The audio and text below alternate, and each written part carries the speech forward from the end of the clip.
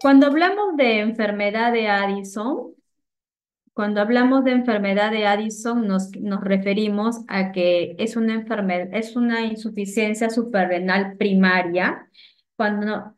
Decimos primaria, quiere decir que la lesión está a nivel periférico, a nivel de la glándula. Ya secundaria y terciaria, la lesión está a nivel central, arriba. ¿Ya? Entonces, nosotros para este tema, la bibliografía que he utilizado es la guía del endocrinoso 6, ¿ya? Que es del 2016, que es la última guía y no ha cambiado mucho en el tema de insuficiencia suprarrenal porque los criterios son claros, ¿no? Entonces, vamos a hablar de la insuficiencia. Ahora, primero, para llegar al tema de insuficiencia suprarrenal, lo que tenemos que saber es que estas afectaciones, tanto la insuficiencia suprarrenal como el hipercortisolismo, el síndrome de Cushing, quiere decir que hay una afectación a nivel de la glándula adrenal. Recuerden que la glándula adrenal, recuerden que la glándula adrenal tiene una corteza y tiene una médula. Esta glándula adrenal está ubicada en el polo superior de los riñones, ¿no? Entonces, la glándula adrenal tiene una corteza y tiene una médula. Y esta corteza se divide en tres zonas, que es la zona glomerular, zona fascicular y zona reticular. La zona glomerular es donde hay la producción de mineralocorticoides, que es la aldosterona, que tiene que ver con el sistema renina-angiotensina, aldosterona. ¿Ya? Y la zona fascicular, que es la zona que hay una producción de glucocorticoides. Y la zona reticular es exclusivamente de producción de andrógenos y también dicen cierto porcentaje de glucocorticoides. Ya, entonces, nosotros para hablar de insuficiencia suprarrenal, entonces probablemente la alteración esté en la fase reticular, puede estar en la fase glomerular, depende de qué afectación hormonal tiene el paciente. Recuerde que insuficiencia quiere decir déficit, o sea, hay un déficit hormonal. Puede ser un déficit de mineralocorticoides, o puede ser un déficit de glucocorticoides, o puede ser un déficit de andrógenos. Pero en general, ¿cuál es lo más frecuente? Es el déficit de glucocorticoides. ¿Ya? Continuamos. Ah, ya, perdón. Y la corteza está dividida en glomerular, fascicular y reticular. Y la médula, que es la producción de catecolaminas. ¿Ya? Seguimos. Ahora, entrando netamente a la enfermedad de Addison. La enfermedad de Addison, más conocida como la insuficiencia suprarrenal primaria, ¿cuál es la causa más frecuente? Es la causa autoinmune. Ya, si viene en el examen, ¿cuál es la causa más frecuente de enfermedad de Addison? Es la autoinmune. Es la más frecuente, es el 90%. Ya hay otras causas que están asociadas, como las infecciosas. Dentro de ellas, en el Perú, la más frecuente es la tuberculosis. Ya, entonces, pero todas las preguntas que nos hacen en el examen es a nivel general. Entonces, la causa más frecuente es autoinmune. Y esta enfermedad de Addison está asociada, como es una enfermedad autoinmune, está asociada también a otras patologías, como a síndromes poliglandulares, a otras enfermedades autoinmunes. ¿Ya? Como les dije, en el Perú lo más frecuente es que sea T, tuberculosis, pero en general lo más frecuente es la autoinmune, que es la causa más frecuente y sobre todo se diagnostica en el grupo etario de 30 a 40 años y es más frecuente en mujeres que en hombres, ¿no? Es de 2 a 1 más o menos. Mira, acá podemos encontrar las causas de la insuficiencia suprarrenal, que tenemos las causas autoinmunes, que es la adrenalitis, que es la adrenalitis y está asociada a síndromes poliglandulares, tanto tipo 1 y tipo 2. La causa infecciosa, que tenemos tuberculosis, VIH, sífilis, histoplasmosis, ya otras causas. Tenemos otras causas que también tenemos que son metastásicas, que son de cáncer metastásico, como el pulmón, estómago, mama, colon. También puede causar una insuficiencia suprarrenal. Y también hay drogas que te pueden causar una insuficiencia suprarrenal. Y hay otras enfermedades que son mucho más raras, que son congénitas, que pueden ser hipoplasias congénitas adrenales, que ya son alteraciones genéticas de enzimas, que son mucho más raras. Lo que más vemos acá en el Perú, en la consulta externa, son insuficiencias suprarrenales que son infecciosas. Es lo que vemos lo más frecuente. A ver, deme un segundo.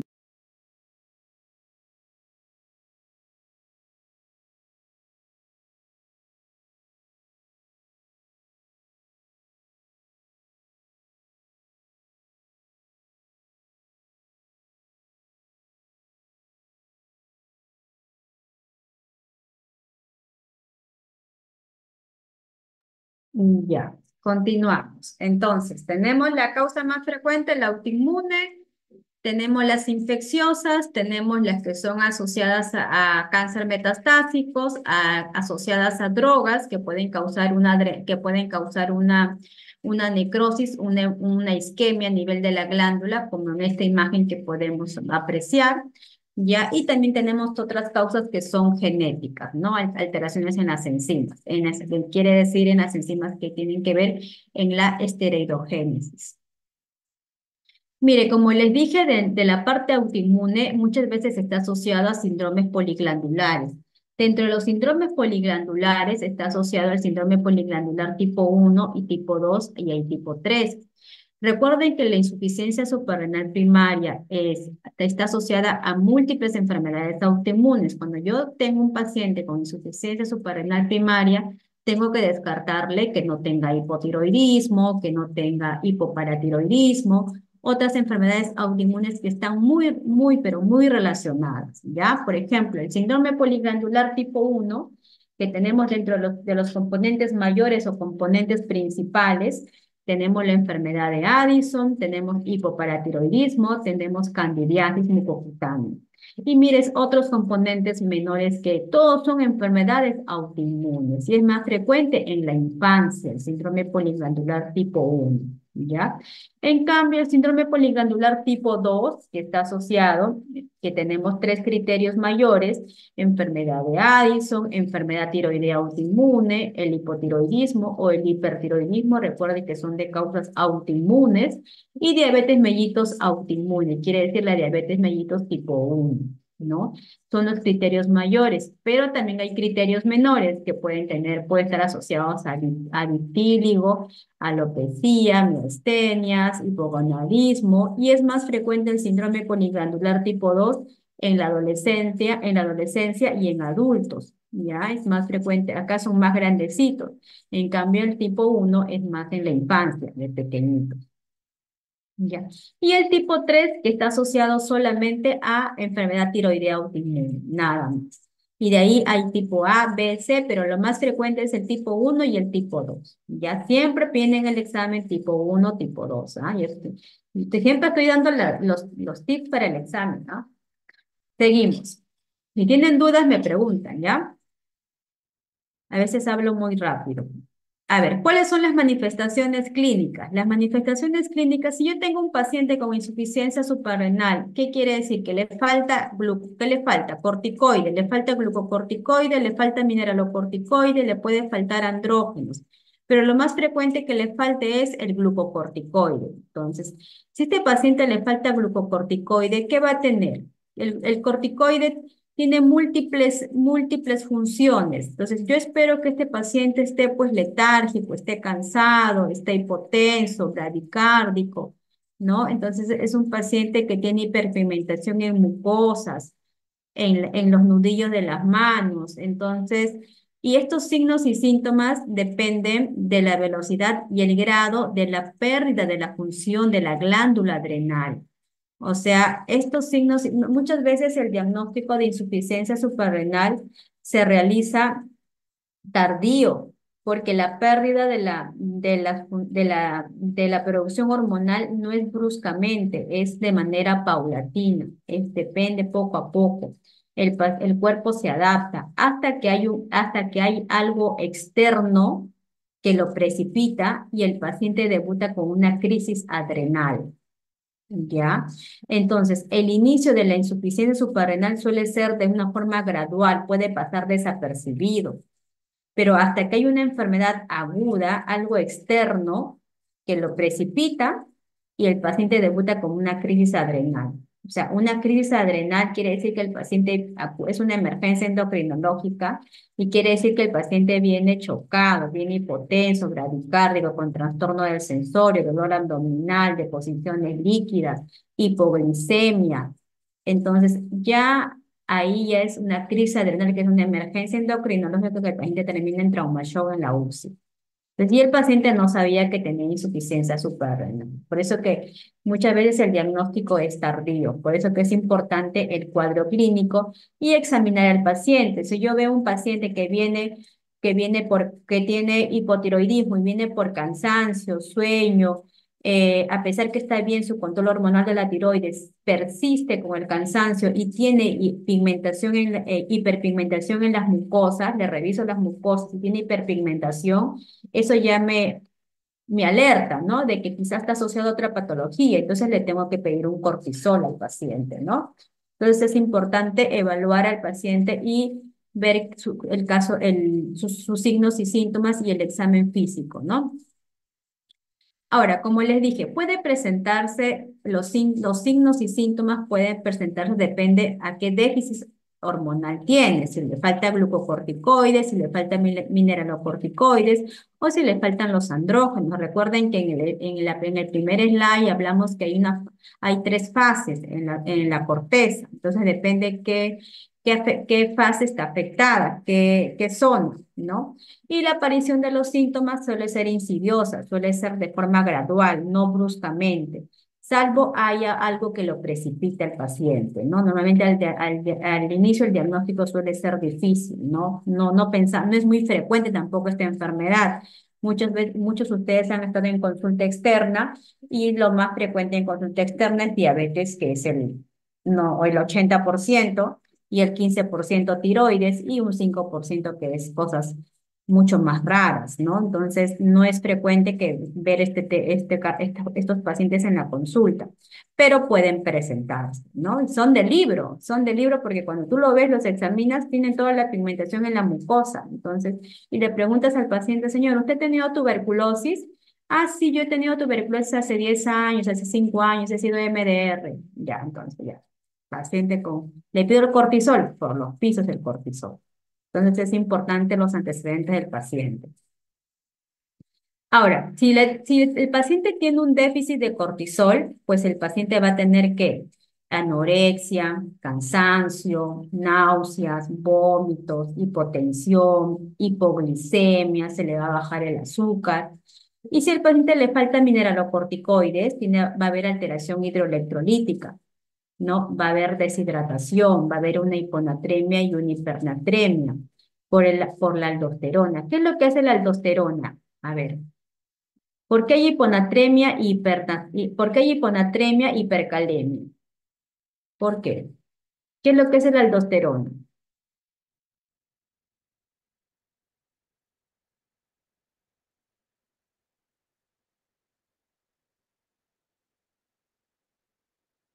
¿Alguien quiere? A ver, si no me escriben. Exacto. A ver, ah, ¿por qué? No sean tímidos.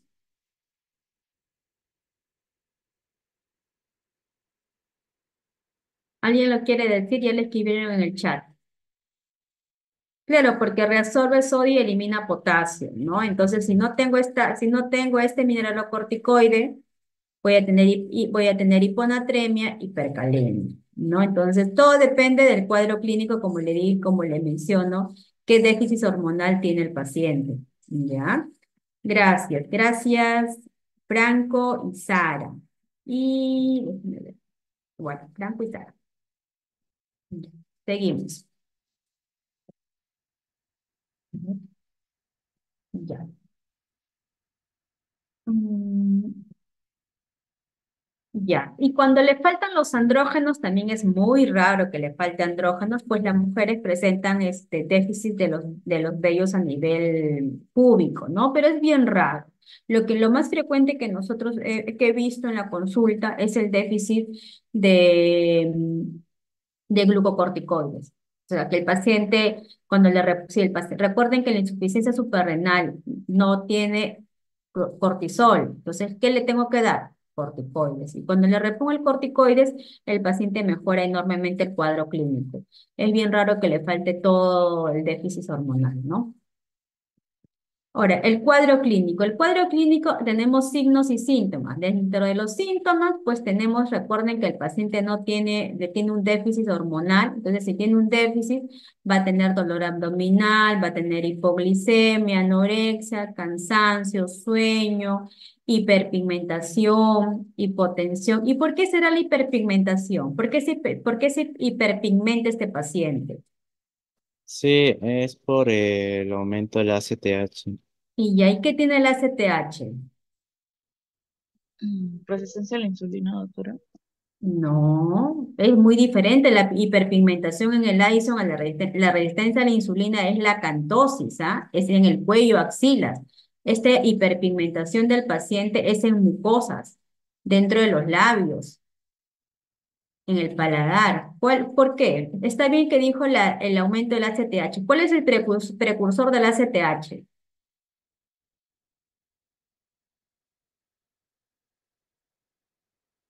El CRH. Ya, por la propia melanocortina. Ya, y la propia melanocortina estimula los melanocitos y por eso hay esa hiperpigmentación. Y esta hiperpigmentación se ve en insuficiencia suprarrenal primaria, ya en el paciente, y se le ve. En los pacientes que he visto tienen esa pigmentación a nivel de mucosas, ¿ya? Entonces, y los que tienen alteraciones hidroelectrolíticas es porque tienen alteraciones mineralocorticoides, ¿no? Como dijimos, hipocalemia perdón, hiponatremia e hipercalemia, ¿no? Y ya. ¿Y ese paciente cómo viene? ¿Viene cansado o viene así super pilas a la consulta?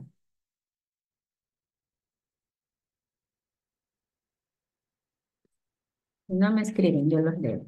Cansado, no es un paciente que viene cansado, se tiene insuficiencia. ¿Y cuál sería el tratamiento? ¿Qué le damos? Corticoides, doctora. Corticoides, ¿no? Le damos corticoides al paciente, ¿no? Ya, hidrocortisona, que es lo más fisiológico, ¿no? Y recuerden que hay varios tipos de corticoides. Ahora vamos a hablar cuáles vamos a dar. Entonces, ya, tenemos el cuadro clínico, sospechamos nuestro paciente que tiene insuficiencia suprarrenal, entonces las manifestaciones, tenemos hipotensión, pues, y muchos pacientes también que tienen insuficiencia tienen vitíligo. Ya tú los examinas, tienen vitíligo el paciente. Tienen hiperpigmentación en piel, sobre todo en mucosas, ¿no? Y como le dije, por la mayor producción de la propia melanocortina, que es estimulante de los melanocitos. Ya por eso se pigmentan los pacientes. Es diferente a la acantosis. La acantosis de pigmentación en cuello y axila se llama acantosis. Esa es por la resistencia a la insulina, es otra hormona. Este es por el tema de la propia melanocortina que estimula los melanocitos. La propia melanocortina es un precursor de la ACTH, ¿ya? Y sobre todo es en las zonas expuestas, en mucosas, en cara, en el dorso de las manos, ¿no? Mire, por ejemplo, acá en la foto, mire, se pigmenta aquí en el labio, la pigmentación es muy marcada y también mire, esta paciente con asociada a vitíligo y también se pigmenta en los nudillos y también dice que se pigmenta en las zonas expuestas al sol, en la zona malar, ¿no? Continuamos. Dijimos que si es que el paciente no el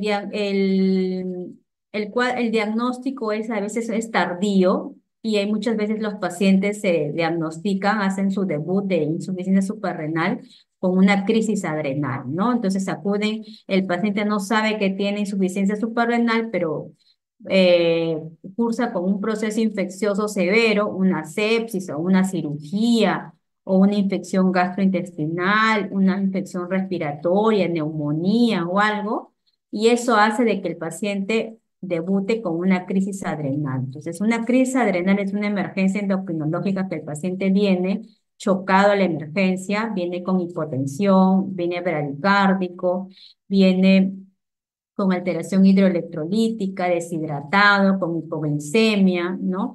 Y le tenemos que colocar de emergencia el paciente, tiene que recibir hidrocortisona en bolo, ¿no? De frente un bolo, una vía periférica, le colocamos dextrosa, le colocamos dos vías, en una vía va la dextrosa, en otra vía va la hidrocortisona en bolo y posteriormente le colocamos en horario, ¿no? Y el paciente al alta sale con corticoides bioral, sea prednisona o hidrocortisona, ¿no?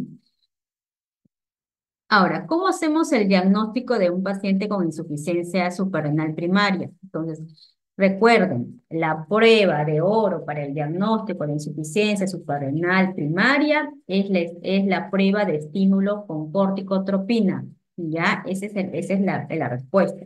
¿Cuál es el mejor examen para diagnosticar? ¿Cuál es el examen estándar de oro para diagnóstico de insuficiencia suprarrenal primaria? Es la prueba con estímulo con corticotropina, el Sinantec, que normalmente es el medicamento, la corticotropina de marca. Entonces, ese es el examen gold estándar para diagnosticar. A veces no hay, desde este año no ha llegado el producto acá a Perú, pero tenemos otras opciones para hacer el diagnóstico, pero la prueba estándar, el examen gold estándar es ese examen, la prueba de estímulo con corticotropina. Entonces, yo le administro al paciente este medicamento y si los niveles de cortisol me salen por debajo de 18, es confirmado la insuficiencia suprarrenal. Si sale por encima de 18, ya se descarta la enfermedad. Queda excluido. Hay que hacer otros estudios por qué tiene ese cuadro clínico el paciente. La sospecha clínica. ¿En quién sostengo una sospecha clínica? Si yo tengo la sospecha clínica en este paciente que está hipotenso, está con mucho cansancio, tiene hipotiroidismo, tiene hipoglicemia, entonces también si no tengo esta prueba, que es la prueba gold estándar, si no tengo esta prueba, pues le voy a pedir un cortisol sérico. ¿Y qué es lo que me dice la guía? Si tengo un cortisol menos de 3, un cortisol sérico en ayunas temprano, menos de 3, ya es confirmatorio de insuficiencia suprarrenal, ya no hago otra prueba. Con esto ya es confirmatorio menos de 3. Algunas guías dicen menos de 5, pero nos vamos a quedar con menos de 3, ¿ya? Si yo tengo un cortisol sérico menos de 3, me confirma la insuficiencia suprarrenal y a esto le sumo un ACTH. Si tengo una ACTH elevada, me sale alta, por encima de 20, es de origen primario, o sea, a nivel periférico, a nivel de la glándula adrenal. Pero si tengo un cortisol bajo y la ACTH me sale normal o baja, probablemente es de origen secundario, ¿no? Entonces es una lesión a nivel de hipófisis. Pero ahora estamos en insuficiencia suprarrenal primaria. Entonces, ¿qué espera un paciente con insuficiencia suprarrenal primaria? Tener ACTH alta y cortisol sérico bajo, ¿ya? Ahora, y si tengo el cortisol sérico mayor a 18, me sale mayor a 18 el cortisol sérico matutino en la mañana en ayunas, me excluye el diagnóstico, me excluye, no tengo, ya no hago más. Pero si me sale el cortisol entre 3 y 18, pues acá tengo una duda, tengo una brecha. Acá hago un test de estímulo con ACTH, con el Sinantec, lo que le digo, ¿no? Y en este test de estímulo, si me sale el cortisol sérico menos de 18, me confirma la insuficiencia. Pero si me sale más de 18, me excluye la insuficiencia, ¿ya? Pero si le preguntan en el examen, ¿cuál es el examen gold estándar para el diagnóstico de insuficiencia suprarrenal? Es el test de estímulo con ACTH, el Sinantec. ¿Ya? ¿Hasta ahora todo claro?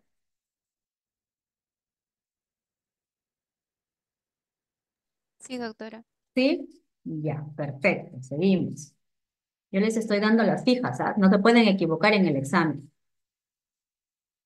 Diagnóstico. Tenemos el diagnóstico, tenemos nuestro gol estándar, nuestro test de estímulo con ACTH, que es una ampollita que viene, el medicamento, y ahí yo le administro al paciente 250 microgramos en endovenoso, le pongo un bolito y posteriormente le mido el cortisol a los 30, 60 minutos. Si tengo menos de 18, ya me indica que es insuficiencia suprarrenal.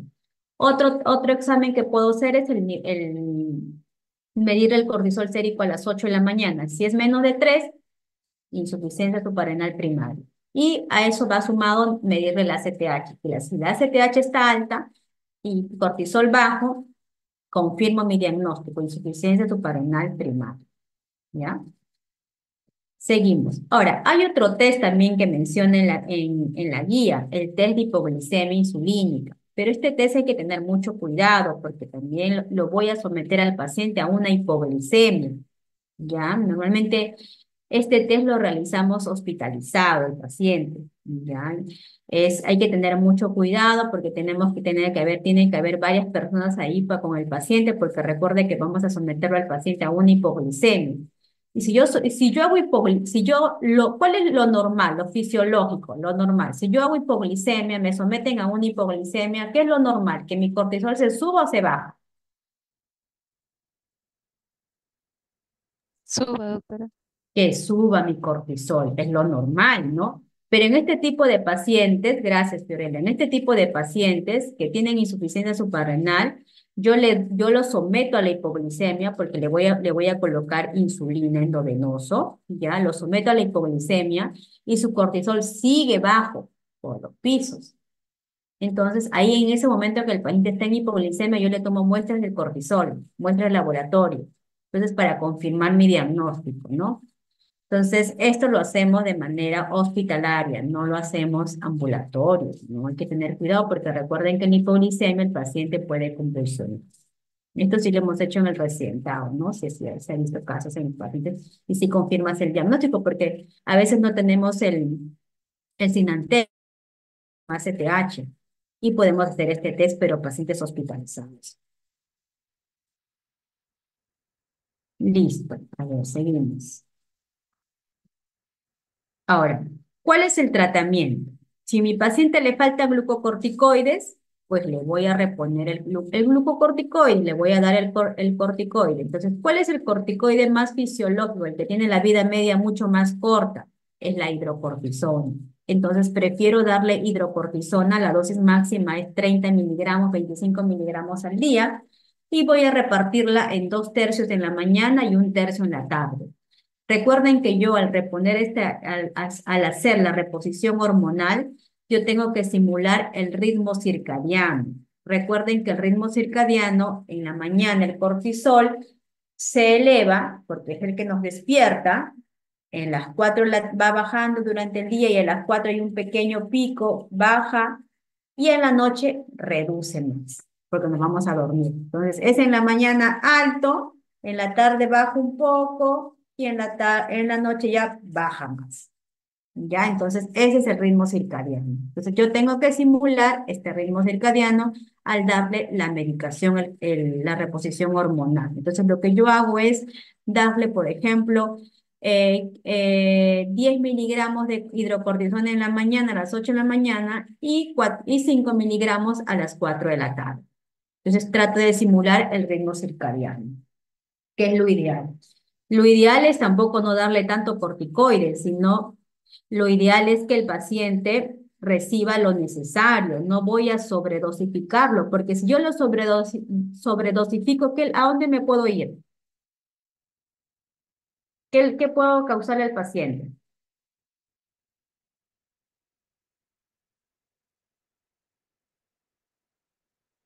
A ver, ¿qué puede pasar si yo le doy tanto corticoide al paciente? ¿Qué es lo que pasó en el COVID? Que todo el mundo se automedicó. Cushing, doctora. El Cushing, gracias, Adrián. Entonces yo lo puedo llevar a un síndrome de Cushing, de causa exógena, ¿no? Entonces es importante encontrarle la dosis al paciente, darle la dosis necesaria al paciente. La dosis más alta es al despertar en la mañana, porque es donde nuestro cortisol se eleva más. Entonces, y de ahí damos una segunda dosis a las 4 de la tarde, donde hay un pequeño pico de cortisol, pero no es igual a la elevación que tenemos a las 8 de la mañana. Y a las 9, 10 de la noche ya decae nuestro cortisol porque nos vamos a dormir. Entonces, yo tengo que simular ese ritmo circadiano con el corticoide y tengo que darle lo necesario. Entonces, si no tengo hidrocortisona, que es lo ideal, porque la hidrocortisona no tenemos en el hospital, pero lo podemos mandar a preparar, se manda a preparar en las farmacias, otra opción es darle la prednisona. Entonces tiene un tiempo de vida media un poquito más larga, pero entre prednisona y dexametasona tiene un tiempo de vida media de 72 horas, es mucho más larga. Entonces yo prefiero darle entonces prednisona. Si me ponen a elegir entre hidro y prednisona, hidrocortisona. De segunda opción tenemos la prednisona. La prednisona se da en el hospital. Entonces le doy prednisona, la dosis es de 7.5 miligramos al día, entonces la prednisona viene de 5 miligramos. Le doy una tabletita de 5 a las 8 de la mañana y media tabletita en la tarde a las 4 de la tarde. Entonces sumo mis 7.5 miligramos. Entonces ya completo la dosis. Trato de simular el ritmo circadiano, ¿ya? Entonces es lo ideal. Ahora, si a mi paciente le falta mineralocorticoide, tiene alteración hidroelectrolítica, que es bien raro, entonces le voy a dar la fludrocortisona, ¿ya? Pero es bien raro y el paciente tiene que ingerir sal abundante. La mayoría solamente tiene déficit de glucocorticoide. Y mucho más raro que tenga déficit de andrógenos, que tenga que reemplazarle con dihidroepiandrosterona, pero es bien raro. Lo que sí es importante es educar al paciente, porque recuerden que nuestro cortisol es nuestra hormona del estrés que nos despierta. Entonces, si yo tengo un paciente con insuficiencia suprarrenal y cursa con una infección, ya tiene el diagnóstico, toma su hidrocortisona 15, 20 miligramos al día. Entonces, yo tengo que educar al paciente que cada vez que él tenga una enfermedad, una gripe, un resfrío, una infección gastrointestinal, alguna cirugía menor, tenga que duplicar la dosis del corticoide, porque recuerden que el paciente, su glándula no produce cortisol. Entonces, ante un estrés, ante una cirugía, lo normal es que nuestro corticoide se eleve, pero en el paciente no se va a elevar. Entonces, el paciente tiene que duplicar la dosis. Entonces, eso le enseñamos al paciente. Señor, si usted va a tener algún proceso, pues se enferma de gripe, le da una jeca o algo, entonces usted duplica la dosis hasta que termine la enfermedad y de ahí vuelve a su dosis habitual. Esa es la educación al paciente. Otra cosa importante al paciente es que el paciente tenga una identificación, un brazalete, ya que sepan de que sucede algo, que sepan que el paciente tiene la enfermedad de insuficiencia suprarrenal, porque muchos pacientes que hacen crisis adrenal son pacientes que tienen insuficiencia suprarrenal, que tienen cirugías grandes, por ejemplo, cirugías de cadera, cirugías, traumatismos, y no le han dado corticoides, no le han duplicado la dosis y el paciente hace su crisis adrenal. Entonces, este es importante, ¿ya?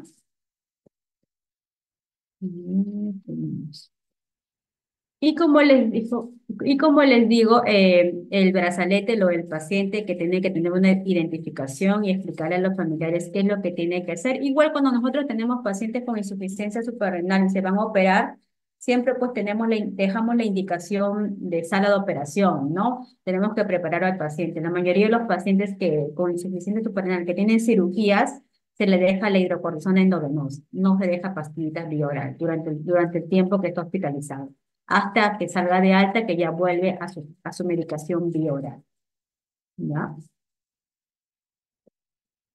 Eso en la emergencia, lo que les dije, ¿no? Que hay que colocarle, si tiene una crisis adrenal, lo primero que vamos a hacer es al paciente colocarle el acceso de permeabilizar sus vías, tener 2 vías, colocarle la dextrosa, porque el paciente viene hipoglicémico, colocarle hidrocortisona en bolo y posteriormente le colocamos con horario, ¿no? 100 cada 8 y poco a poco vamos bajándole la dosis de la hidrocortisona.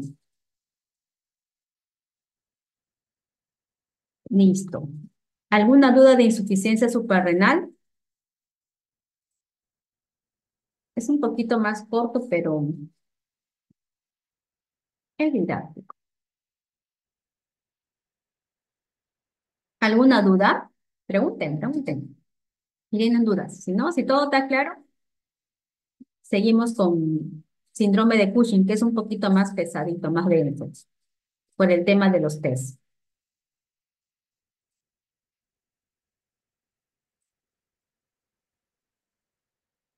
O si no, me escriben si tienen vergüenza de preguntar. No se olviden registrar su asistencia.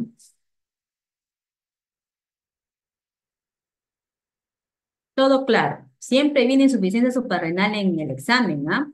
Al menos una pregunta va a venir. Listo, continuamos. Proseguimos con síndrome de Cushing, ¿ya? Despiértense porque el síndrome de Cushing es un poquito más pesadito. Y al final nos tomamos la foto del recuerdo. Síndrome de Cushing, ya. Ya.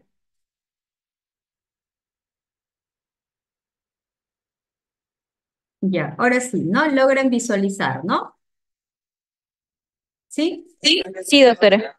Ya, perfecto. Miren, síndrome de Cushing, el tema es enfermedad de Cushing, ¿ya?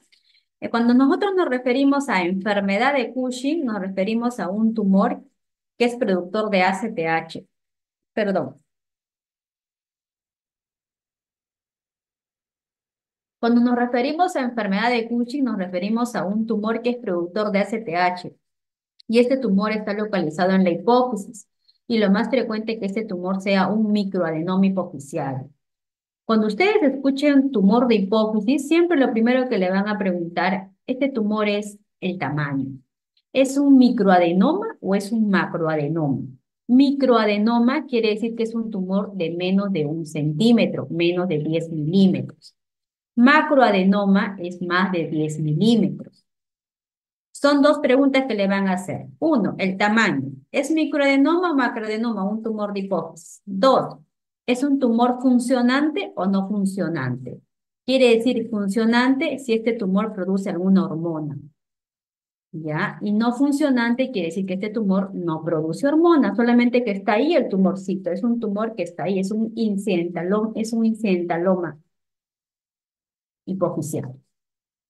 Ya, muchos tenemos tumores hipofisiarios y no producen ninguna hormona y ahí está el tumorcito y no pasa nada. Mientras que sea un microadenoma hipofisiario, obvio, ¿no? Mientras que sea chiquitito, pequeñito. Lo más frecuente de los tumores de hipófisis lo más frecuente de los tumores de hipófisis es que sean microadenoma hipofisiario. Micro, ya menos de 1 centímetro. Es bien raro que sea macroadenoma. ¿Cuándo es macroadenoma? ¿En qué casos? En su clase, ¿qué le han dicho?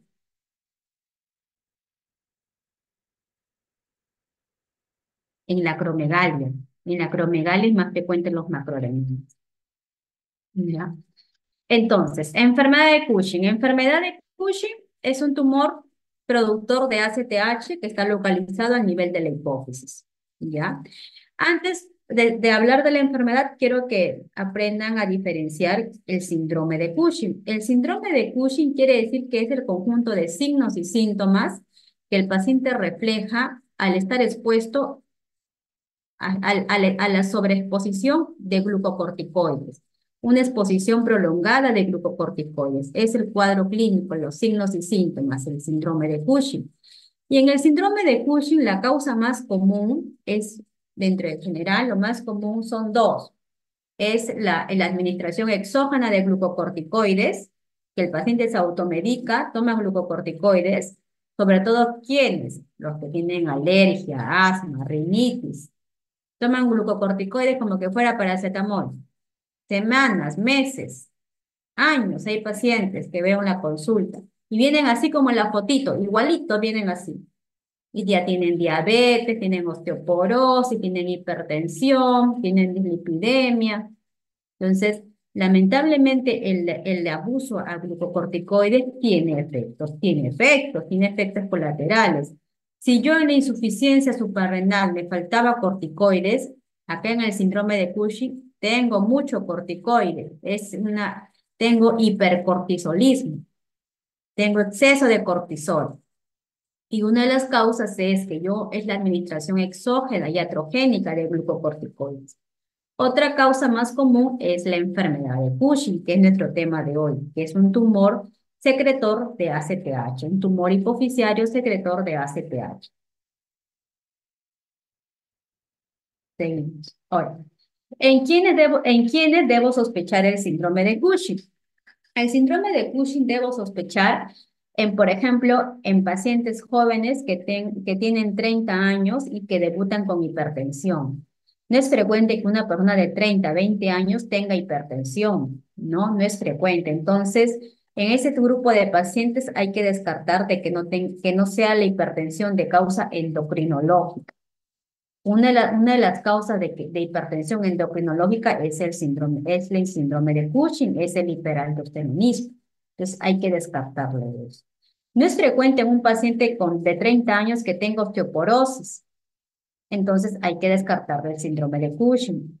En pacientes que tengan signos y cuadro clínico, como el ejemplo, que tenga plétora facial, que tenga fragilidad capilar, que tenga estas estrías rojo-violáceas, que tenga miopatía proximal, tenga obesidad troncular, las piernitas delgadas.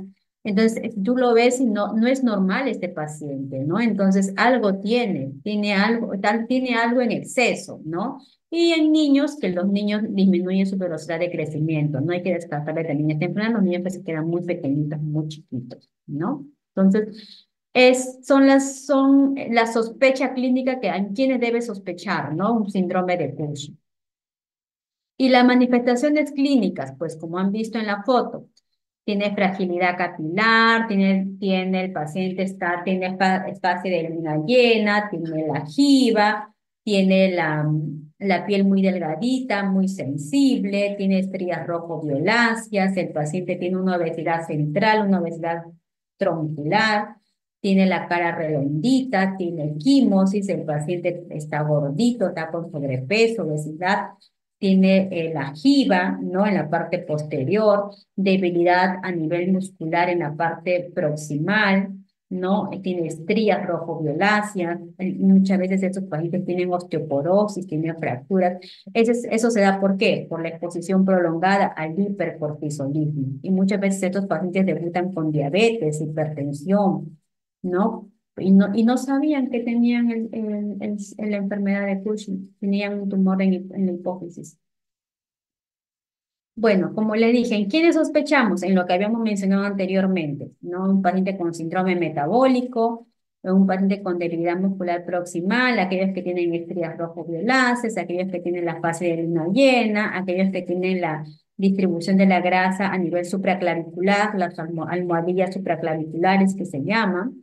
También sospechamos en pacientes que tienen fracturas patológicas, no es frecuente que un joven de 30 años tenga una fractura, entonces él hay que descartarle que no tenga alguna enfermedad endocrinológica, hipertensión en jóvenes, como le decía, entonces son sospechas clínicas, ¿no? Como les dije, la diferencia entre síndrome y enfermedad. Síndrome quiere decir que es el cuadro clínico a la exposición prolongada a glucocorticoides, y cuando ustedes escuchen enfermedad, quiere decir que ya la lesión está a nivel central, a nivel de la hipófisis, que hay un tumor que está produciendo ACTH. Entonces, ahí está la lesión. Aquí vemos en el dibujito, por ejemplo, vemos, miren, ¿dónde está mi cosa? Esta es la enfermedad de Cushing. Esta es mi hipófisis. Recuerden que tengo una hipófisis anterior y una hipófisis posterior. En la hipófisis anterior, lo azul es mi tumor productor de ACTH, es un tumor hipofisiario. Este tumor hipofisiario estimula la producción de ACTH. Y esta ACTH estimula a nivel de la glándula adrenal y aumenta el cortisol. Entonces, este paciente tiene hipercortisolismo, ¿no? Tiene cortisol elevado, sobre todo normalmente cuando tenemos un paciente para evaluar hipercortisolismo, medimos el CLUB, el cortisol libre urinario. Normalmente no medimos el cortisol sérico, ya medimos el cortisol libre urinario porque es el que es más estable. ¿Ya? En cambio, cuando pensamos no nos variemos porque primero vamos a quedarnos con la enfermedad. Ya no hablemos en la parte periférica porque también puede haber a nivel de la glándula adrenal un tumor, pero ya ese es un ACTH independiente, es otro tema, ya que sería muy diferente. Entonces, cuando yo tengo un paciente con síndrome de Cushing, yo tengo que hacerme dos preguntas. Un paciente con síndrome de Cushing voy a preguntar, ya, ¿es un paciente ACTH dependiente o es un paciente ACTH independiente? ¿Cuál es la causa? Si es ACTH dependiente, quiere decir si es de causa ACTH dependiente, si la ACTH está alta, probablemente es un tumor de hipófisis, es una enfermedad de hipófisis, es un tumor productor de ACTH, pero también puede ser un síndrome de ACTH ectópico. ¿Qué es un síndrome de ACTH ectópico? Quiere decir que hay un tumor en el pulmón, que es lo más frecuente, que es el tumor de células pequeñas, que también puede producir ACTH, como un, como un, como un neuroendocrino. ¿Ya? Entonces, en la ACTH dependiente tengo todas estas opciones. Una enfermedad de Cushing, tengo un síndrome de ACTH ectópico, es que hay el antecedente de un tumor a nivel pulmonar, tengo un síndrome de CRH ectópico, tengo una hiperplasia adrenal macronodular, que son alteraciones ya genéticas, que son bien raras. Pero lo más frecuente es una enfermedad de Cushing, que es un tumor de hipófisis. Y estos tumores de hipófisis tienen ACTH, que son ACTH dependientes. Quiere decir, al decir ACTH dependiente, quiere decir que el ACTH está elevado, está alto. Y cuando decimos ACTH independiente, de causa de ACTH independiente, quiere decir que el ACTH está baja. Si el ACTH está baja, nos estamos refiriendo a un tumor a nivel de la glándula periférica, a nivel de la glándula adrenal, un adenoma adrenal o un carcinoma adrenal, ¿ya? Uno de los dos. O también puede haber las enfermedades genéticas que son bien raras, las que están mencionadas, ¿ya? ¿Alguna duda hasta ahora? Vamos a ver en un ejemplo.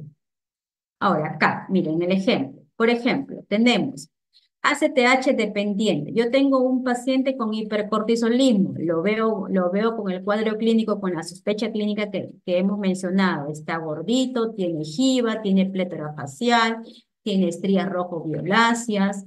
Entonces le pido ACTH. Si la ACTH está elevada, tengo dos opciones. Es de causa hipofisiaria o de causa ectópica. ¿Ya? De causa hipofisiaria es que tenga un tumor a nivel de la hipófisis. De causa ectópica es que sea un tumor a nivel pulmonar, que normalmente es el de células pequeñas, que es un tumor que produce también ACTH, como un neuroendocrino. ¿Ya? Entonces, pero si me sale el ACTH baja, es un ACTH independiente. Entonces, la lesión está a nivel de la glándula adrenal, está a nivel periférico. ¿Sí? Hasta ahora todo claro de la Sí, ACTH, doctora. porque a partir de acá vamos a hacer los test. Sí, doctora, todo claro. Gracias. Ya, quedamos, seguimos. Ahora, nuestro tema, enfermedad de Cushing. Cuando decimos enfermedad de Cushing, es un tumor en la hipófisis. Tenemos un tumor productor de ACTH. Entonces, esta enfermedad de Cushing es más frecuente en los microadenomas, el 90%. Bien raro que sea macroadenoma, solo el 10% es macroadenoma. El 90% es microadenoma y la edad de presentación es más frecuente entre los 25 y 45 años y es más frecuente en las mujeres que en los varones. Entonces, miren, estos son en el hipotálamo, la hipófisis y la glándula adrenal. Este es lo normal. Tenemos la hormona liberadora de corticotropina, la CRH, la ACTH, y esta ACTH actúa a nivel de la glándula adrenal y produce cortisol. ¿Qué pasa en una enfermedad de Cushing? Miren, en una enfermedad de Cushing, tenemos, recuerden, un tumor a nivel de la hipófisis, a nivel de la hipófisis anterior, un tumor productor de ACTH. Y este tumor productor de ACTH es autónomo. No se bloquea, es autónomo, secreta y secreta ACTH.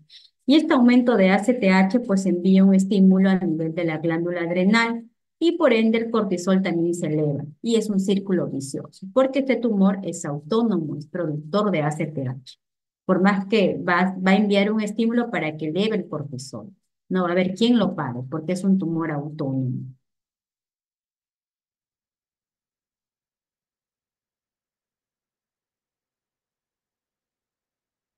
Y como le mencioné, los tumores hipofisarios malignos son bien raros, es más frecuente en las mujeres y son tumores que son secretores de ACTH, ¿no? Por ejemplo, acá tenemos la hipófisis, tenemos la hipófisis anterior, la hipófisis posterior, el tumor de hipófisis está a nivel de la pars anterior, ¿no? Este es el ritmo circadiano, lo que les mencionaba. Mire, normalmente el cortisol, este es el cortisol, mira, a las 8 de la mañana la máxima elevación al despertar y va bajando hasta las 4 de la tarde que hay un pequeño pico y se mantiene una meseta y ya en la noche desciende. Entonces nosotros con este ritmo circadiano, lo normal, este es lo normal y esto es lo que simulamos en un paciente que tiene insuficiencia suprarrenal, ¿no? Tratamos de simular este ritmo circadiano al reponerle el corticoide. Pero en un paciente con con enfermedad de Cushing, este ritmo circadiano está roto. Mire cómo está. Todo está alto. Mire. ¿Ve? No hay curvitas. Todo el día está elevado. O sea, su cortisol está por las nubes. Entonces, ese es el síndrome de ¿cómo se llama? La enfermedad de Cushing y en el síndrome de Cushing, que hay un exceso de cortisol, es un hipercortisolismo.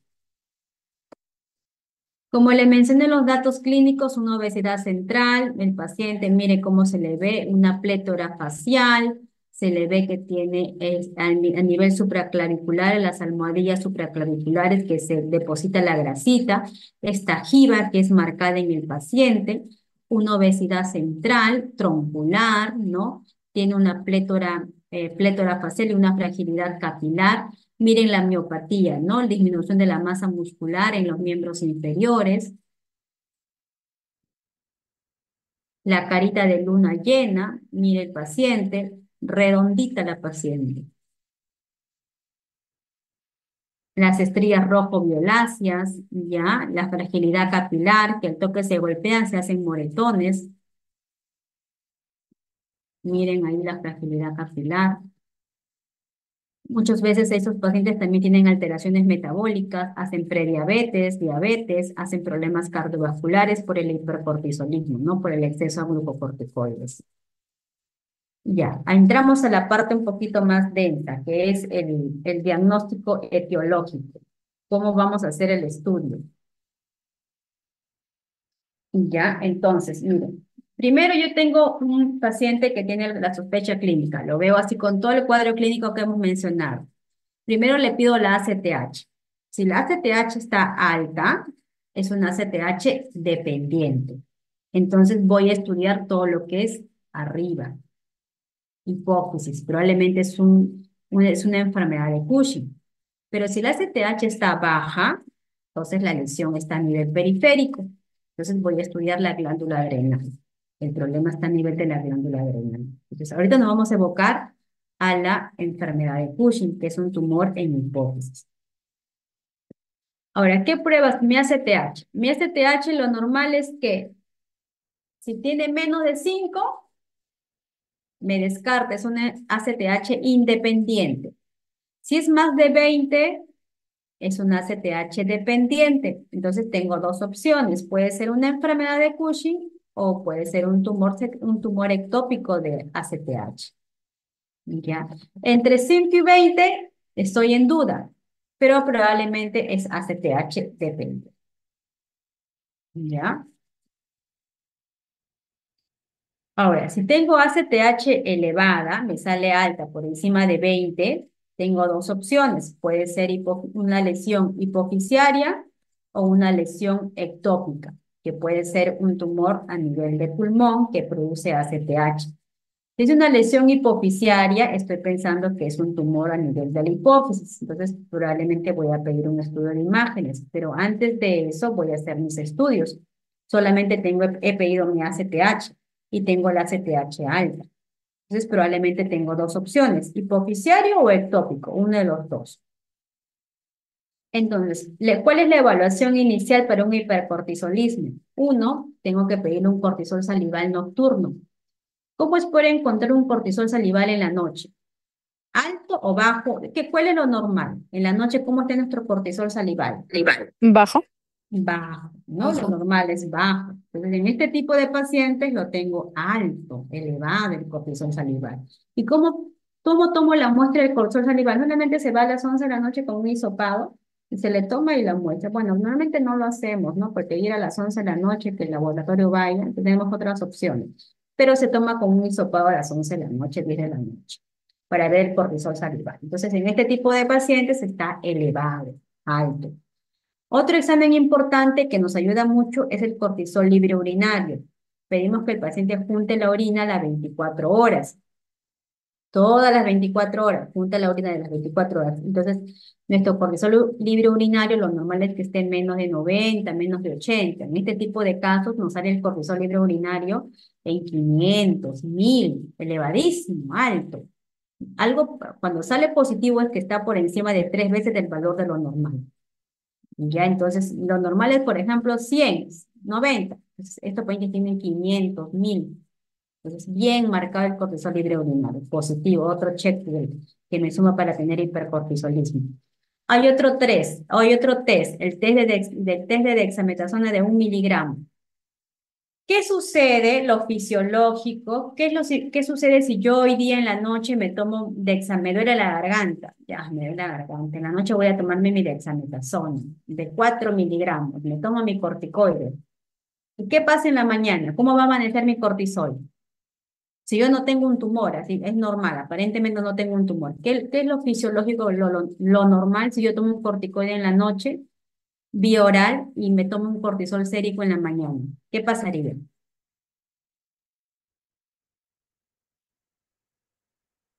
¿Mm? ¿Qué pasaría?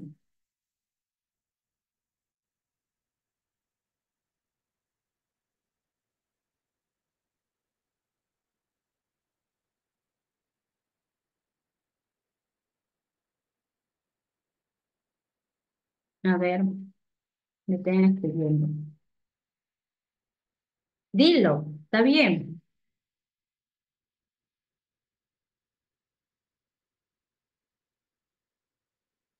Disminuye, obvio, claro, muy bien. Nereida Cornejo. Disminuye el cortisol, es lo normal. O sea, si yo tomo un cortisol un corticoide en la noche y me tomo mi cortisol en la mañana, me lo suprime, baja. Pero en este tipo de casos, en pacientes, yo cuando estoy en un estudio para un hipercortisolismo, señora, va a tomar esta dexametasona 1 miligramo a las 10 de la noche y a las 8 de la mañana se toma su cortisol sérico. Y el cortisol sérico por las nubes, alto. ¿Por qué? Porque el tumor de hipófisis es autónomo, segrega y segrega. Entonces, esa es otra prueba positiva. Es igual con el Dexa 2. Le doy 2 miligramos a la noche, a las 10 de la noche, y le tomo un cortisol sérico al día siguiente a las 8 de la mañana, que también sale elevado. Y también positivo para la prueba. Entonces, estas son las pruebas iniciales para hacer un estudio de hipercortisolismo. ¿Alguna duda de estas pruebas? ¿Alguna duda? O ya los mareé. Está todo claro, doctora. Gracias. Ya, seguimos entonces. Y me pregunta ahora. ¿Cuál sería el gol estándar? Dice. Ya. Eh, en hipercortisolismo, en estudio de hipercortisolismo, no hay prueba gol estándar. Se hace todo por pasos.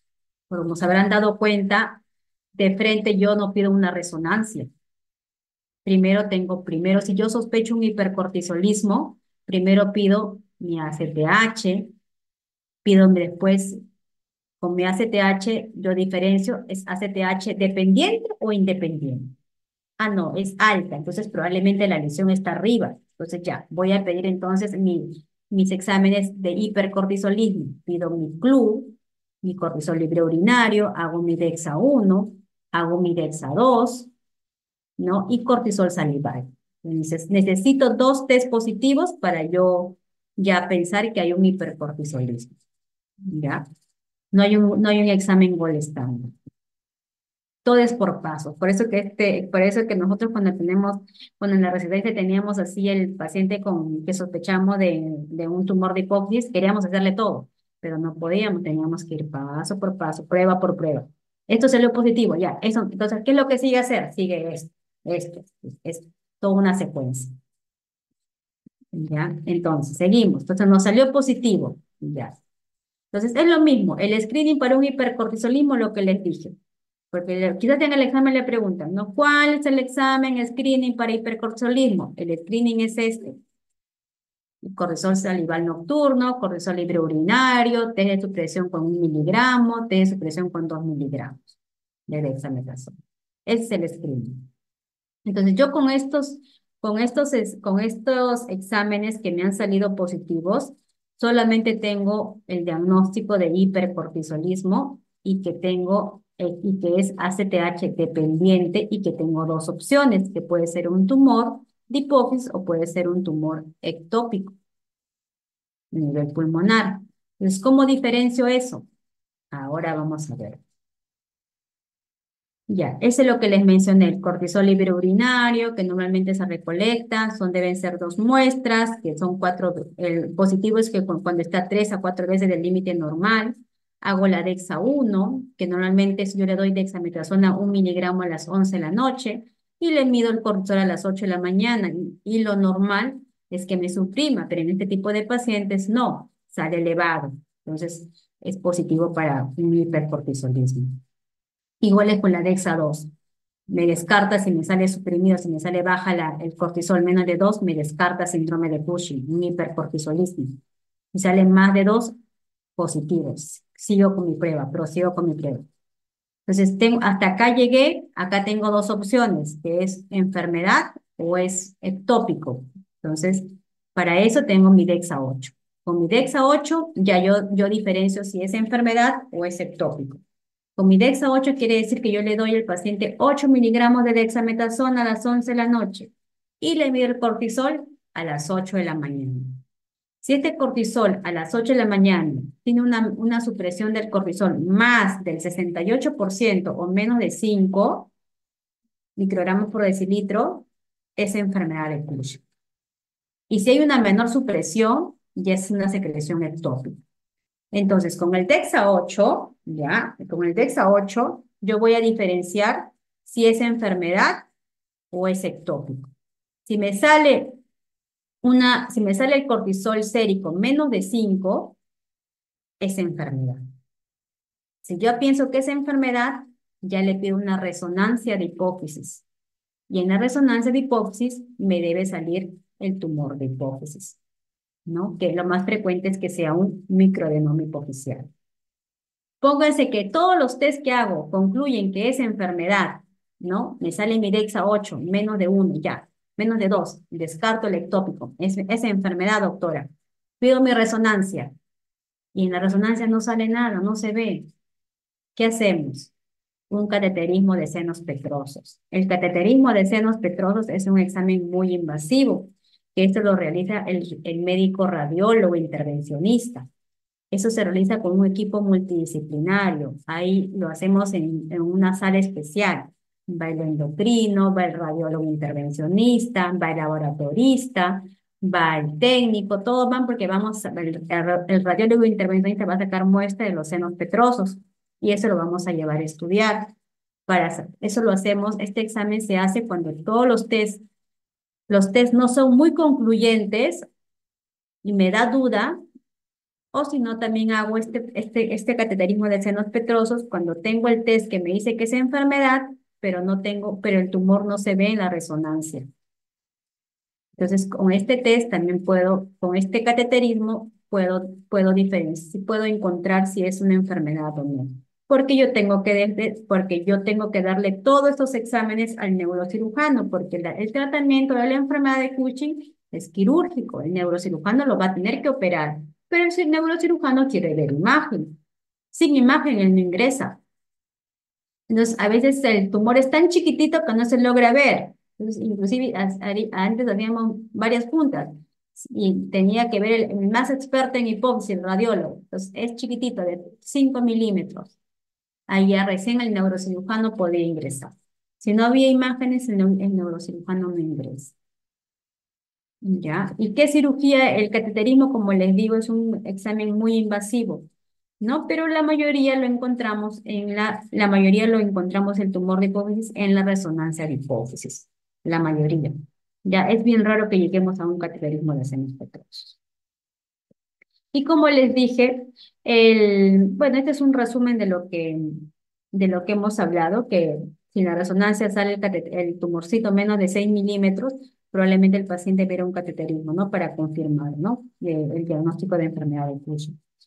Y como les dije, el tratamiento es quirúrgico de la enfermedad de Cushing. No hay, si les preguntan en el examen, ¿cuál es el tratamiento de elección para la enfermedad de Cushing? Quirúrgico. El tratamiento es quirúrgico. Tiene que operar el neurocirujano, tiene que sacarle el tumor de hipófisis, tiene que hacer mediante la vía transesfenoidal. Entonces saca. ¿Y cuál es? Curetea y saca el tumor de hipófisis. ¿Y cuál es la consecuencia? Que el paciente puede quedar con hipopituitarismo, ¿no? Cuando no se opera, pero el tratamiento de elección es la cirugía, pero hay excepciones. Cuando no va a entrar el neurocirujano, cuando el tumor es un macroadenoma y ha comprimido los senos petrosos o ha invadido ya el quiasma óptico. Entonces, en esos casos ya no es quirúrgico. El neurocirujano no va a ingresar porque entre beneficio y riesgo hay mayor riesgo. Entonces, el paciente iría a radioterapia o a un tratamiento médico, ¿no? Pero normalmente acá no tenemos los fármacos que hay fármacos para la enfermedad de Cushing, como por ejemplo el patirote, que es muy bueno, pero no lo tenemos acá. Sí lo usan en España, en Estados Unidos. Pero el tratamiento de elección acá en Estados Unidos, en cualquier lugar de la enfermedad de Cushing, es quirúrgico. El neurocirujano tiene que operar. Ya, y si no se puede operar, si no tiene la indicación, le damos radioterapia al paciente. Ya, ese es el tratamiento. Luis, ¿alguna duda hasta ahora? Ay, Dios. ¿Alguna duda? ¿Sí, todo claro o lo sé, Doctora, Mariana? Ujú. ¿Cómo? ¿Podría explicarnos nuevamente cómo es la interpretación de lo que es los resultados de DEXA 8 miligramos? Ah, ya. DEXA 8 es para saber si es que es enfermedad o si es ectópico, ¿ya? Porque ya sabes que es tu ACTH dependiente, ¿no? Entonces tienes dos opciones. Haces tu DEXA 8, le das 8 miligramos de dexametasona a las 11 de la noche y mides tu cortisol en la mañana a las 8 de la mañana. Si es menos de 5, es enfermedad. Ya, entonces con eso confirmas la enfermedad y descartas el ectópico. Y ahí prosigues con tu resonancia de hipófisis y vas a encontrar el tumor de hipófisis.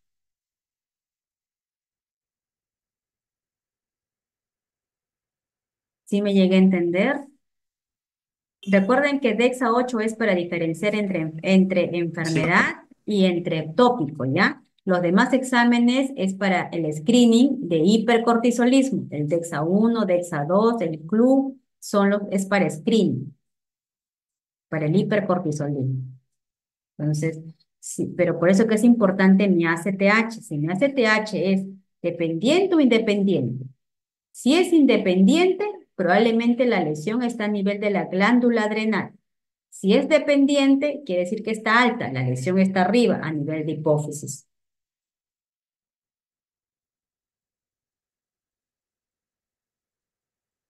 ¿Alguna duda?